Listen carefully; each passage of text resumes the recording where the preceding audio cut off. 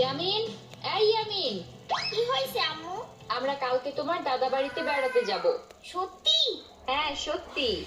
Yahoo!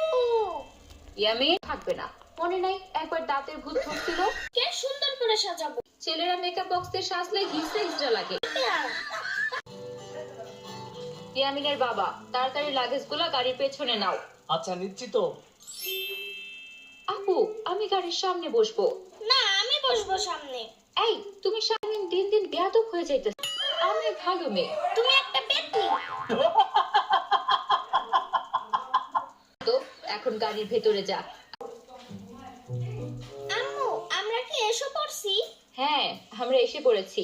আম্মু দেখো, ওই যে সাম্বার মতন একজনকে দেখা যাচ্ছে। তুমি সাম্বা আর ওটা হাম্বা। ইয়ামিন, খালামনির সঙ্গে এরকম করো না। না, এখন চলো।